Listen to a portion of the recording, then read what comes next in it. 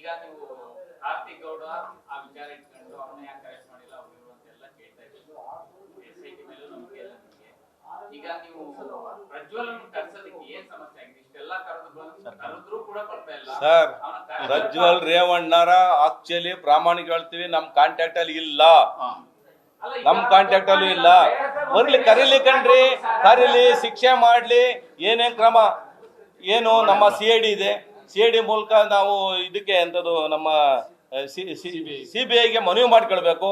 ಅವರು ಅದ್ರ ಮೂಲಕ ಏನೇನೋ ರಾಜತಾಂತ್ರಿಕ ಮತ್ತೊಂದು ಕ್ರಮ ಇದೆ, ಮತ್ತೊಂದಿದೆ ಸರ್, ಕಾನೂನು ಅಂತ ಕ್ರಮ ಎಲ್ಲ ಕೈಗೊಂಡು ತರ್ತಕ್ಕಂಥ ಕೆಲಸ ಮಾಡ್ಲಿ ಸರ್. ಸರ್ಕಾರ ಎರಡು ಸರ್ಕಾರ ಮಾಡಬೇಕು, ರಾಜ್ಯ ಸರ್ಕಾರನ ಮಾಡಬೇಕು, ಕೇಂದ್ರ ಸರ್ಕಾರನ ಮಾಡಬೇಕು. ಅದ್ರ ಬಗ್ಗೆ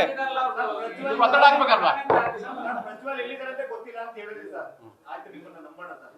ಆದ್ರೆ ಪ್ರಜ್ವಲ್ ಅವರಿಗೆ ಒಂದು ನೋಟಿಸ್ ಜಾರಿ ಆಗುತ್ತೆ ವಿಚಾರಣೆಗೆ ಹಾಜರಾಗಬೇಕು ಅಂತ. ಅವಾಗ ಅವ್ರು ವಕೀಲರ ಮೂಲಕ ಅಟೆಂಡ್ ಆಗ್ತಾರೆ.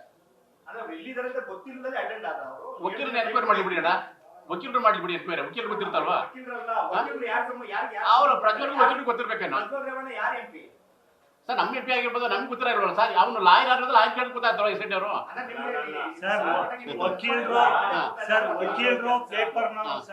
ವಕೀಲರು ಪೇಪರ್ನವರು ಯಾರನ್ನ ಬೇಕಾದ್ರೂ ಭೇಟಿ ಮಾಡಬಹುದು ಸರ್, ಅದಕ್ಕೇನು ಇದಿಲ್ಲ. ಪೇಪರ್ನವರು ಅಷ್ಟೇ, ವಕೀಲರು ಅಷ್ಟೇ. ಆದ್ರೆ ಅದು ಪಕ್ಷ ಬರಲ್ಲ ಅಥವಾ ಬೇರೆ ಏನು ಬರಲ್ಲ. ಸರ್ ಇವತ್ತು ಮನವಿ ಮಾಡ್ತೀವಿ ಸರ್. ಸರ್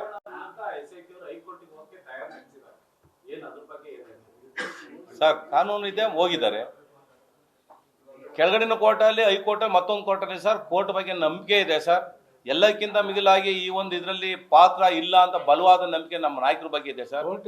ಅದ್ರ ಜೊತೆಗೆ ಕೋರ್ಟ್ ಬಗ್ಗೆ ವಿಶ್ವಾಸ ಇದೆ ಸರ್. ಕೋರ್ಟ್ ಏನು ಮಾಡುತ್ತೆ ಅದಕ್ಕೆ ನಾವು ಬದ್ರಿದೀವಿ ಸರ್. ಯಾವತ್ತು ಅದು ಎಲ್ಲರಿಗೂ ಗೊತ್ತಿರ್ತಕ್ಕಂಥ, ಈಗ ಮಾಡಿರ್ತಕ್ಕಂಥದ್ದೇ ದ್ವೇಷದ ರಾಜಕಾರಣ ಬೇಕು ಅಂತಲೇ ಶಿಕ್ಷತಕ್ಕಂಥ ಕೆಲಸ ಮಾಡಿದ್ರಂತ.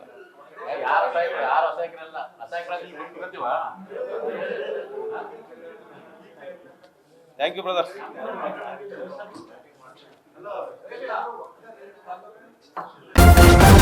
ನ್ಯೂಸ್ ಫಸ್ಟ್, ನಿರ್ಭೀತಿಯಿಂದ ನಿಮ್ಮ ಪರವಾಗಿ.